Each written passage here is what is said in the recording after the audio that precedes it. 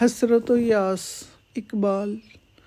کتنا عرصہ گزر گیا، آج بھی وہی زمانہ یاد آتا ہے تو کلیجے پہ چھریاں چل جاتی ہیں۔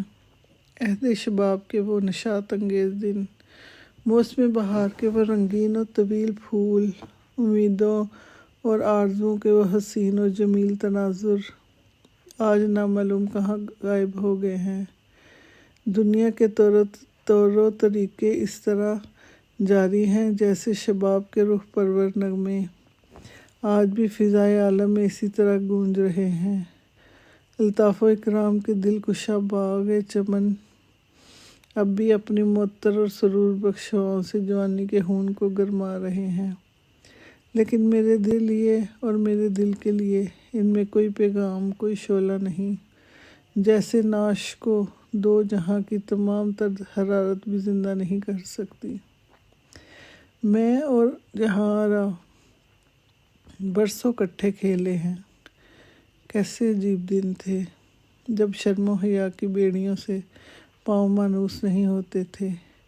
جہاں آرا حسن و نزاکت کی پتلی تھی، اسے دیکھ کے میرا گنچۂ دل شگفتہ ہوا جاتا تھا، جیسے کسی مایوس کو شعاع امید نظر آ جائے۔ میرا جی چاہتا تھا کہ بس چلے تو اسے کلیجے میں بٹھا لوں۔ میں اسے ہمیشہ دیکھنا اور دیکھتے رہنا چاہتا تھا، تنہا ہوتا جب بھی اسی کا تصویر خانہ اور دماغ میں چھایا رہتا، جس طرح امید آدمی کے مستقبل پہ چھائی رہتی ہے۔ میرے عہد طفلی کی بہترین اشیاء جو اس زمانے میں مجھے اور میرے عمر کے ہر ایک اوس بچے کو بھی یسر آ سکتی تھیں۔ جہاں آرا کے لیے وقت تھی، وہ اتنا نہیں، میں اس کی خاطر اپنی ساری کائنات قربان کرنے کو تیار تھا۔ خوش ذائقہ مٹھائیاں، بیش قیمت کھلونے، خوبصورت تصویریں، کوئی شے سے استثنا نہ تھا۔ مجھے اس سے دلی محبت تھی۔ یہ محبت دنیاوی ہوا و ہوس کی محبت نہ تھی، نہ یہ محبت نفسانی پستیوں کی چند روزہ اور جھوٹی محبت تھی، جو برساتی نالے کی مانند کبھی ٹھاٹھے مارتی، کبھی خشک ہو جاتی ہے۔ یہ حقیقی، روحانی اور دائمی محبت تھی، جس کے چشمے 12 ماہ مہینے رواں رہتے ہیں اور جسے خشک کرنے کو آفتاب کی تمام تر گرمی بھی ناکام ہوتی ہے۔ یہی وجہ ہے کہ جہاں آرا آج بھی، جبکہ دنیا کی ظاہر و بین آنکھوں سے اسے دیکھنے سے قاصر ہے، اپنی رعنائی کے کامل جاہ و جلال کے ساتھ میرے سامنے ہے۔ وہ میری نیند اور بیداری دونوں پہ حکمران ہے، حالانکہ دنیا کے لیے اس کی زندگی ہمیشہ کے لیے ختم ہو چکی ہے۔ مگر صرف میں ہی جہاں آرا کو نہ چاہتا تھا، وہ بھی مجھے چاہتی تھی۔ بچپن کا زمانہ تھا، دنیا داری کی دونوں کو خبر نہ تھی، گرد و بیش کے حالات سے لا علم، والدین کے نقطہ نگاہ سے بے پرواہ، محبت کی گھاٹیوں کی طرف بڑھتے چلے جا رہے تھے۔ ہمیں اس عمر کا کوئی خیال ہی نہ تھا کہ یہ سفر کہاں ختم ہوگا۔ اس مسافر کی طرح جو آنکھوں پہ پٹی باندھ کر دوڑتا چلا جائے اور یہ نہ سوچے کہ سوچنے کی ضرورت سمجھے کہ راہ میں ندی نالے حائل ہیں یا ہاردار جھاڑیاں کھڑی ہیں۔ ہمیں صرف ایک دوسرے کا خیال تھا، لیکن میں غریب تھا۔ میری جہاں آرا امیر باپ کی بیٹی تھی۔ جو عمر بڑھنے لگی، یہ جھیل بچپن کے پیار کرنے والوں میں پانی کی ایک معمولی سی لکیر تھی، گہری اور وسعت میں بڑھنے لگی، یہاں تک کہ شباب کے وسیع کشادہ میدانوں میں پہنچتے پہنچتے یہی پانی کی پتلی سی دھار ایک دریا کی شکل میں تبدیل ہو گئی۔ ادھر میں کھڑا تھا، ادھر جہاں آرا کھڑی تھی، درمیان میں گہرے دریا کی سربلند موجیں لہراتی تھیں۔ اب ہماری آنکھیں کھلی، اپنی حماقت پہ پچھتانے لگے۔ پہلے خبر ہوتی تو یہ نوبت کاہے کو پہنچتی، کیا کریں کیا نہ کریں۔ پہلے محبت بڑھتی تھی، اب محبت کے اندیشے بڑھنے لگے۔ مشق اور عشق چھپائے نہیں چھپتے۔ جب تک بچے تھے کسی نے خیال ہی نہ کیا، جوان ہوئے हमारी ही निगाहों ने राज अफशा कर दिया। कुछ दिनों में ये मजमून लड़के लड़कियों का दिल पसंद मशगला बना रहा। इसके बाद बड़े बड़ों का कानों तक जा पहुंचा।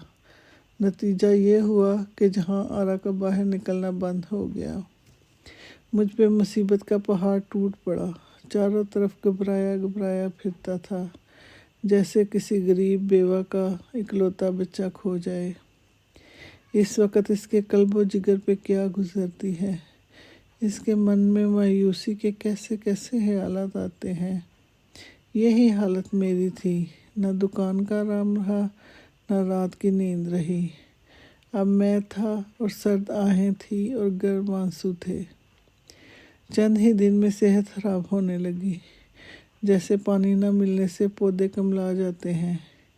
मेरे माँ बाप दोनों मुझसे नाखुश थे। कहते, तूने कहीं हमें मुंह दिखाने के काबिल नहीं रखा।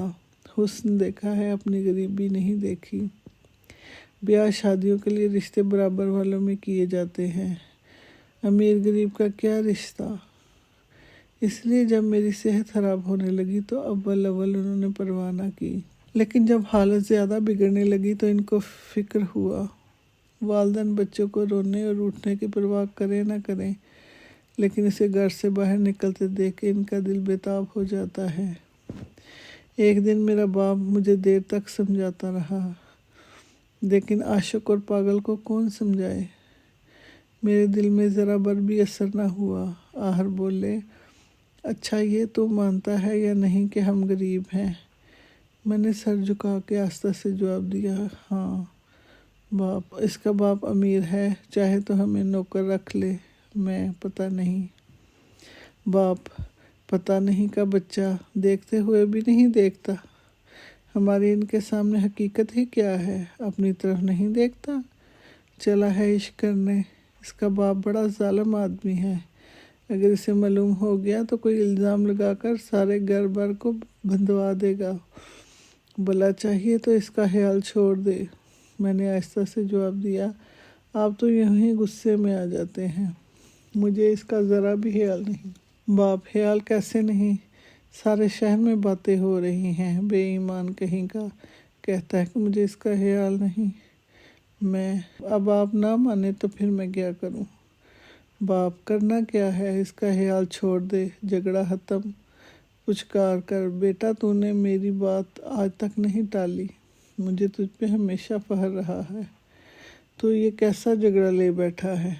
मैं, बहुत बेहतर, आज से मैं इसका नाम भी ज़ुबान पे नहीं लाऊंगा।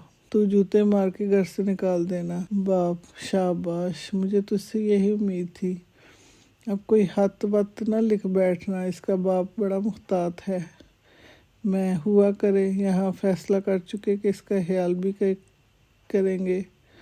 बाप, तो मैं अब बेफिक्र हो जाऊँ। मैं, बिल्कुल। बाप, बेटा, ऐसे कामों में हमेशा रुसवाई होती है। मैं, आप वजह फरमा रहे हैं। बाप, खुदा तुझे हिदायत दे। ये कहकर मेरे बाप ने मुझे गले से लगा लिया और रोने लगा। मेरी आंखों में भी आंसू आ गए, मगर जहां आरा का ख्याल दिल में इसी तरह मौजूद था। शुक्रिया।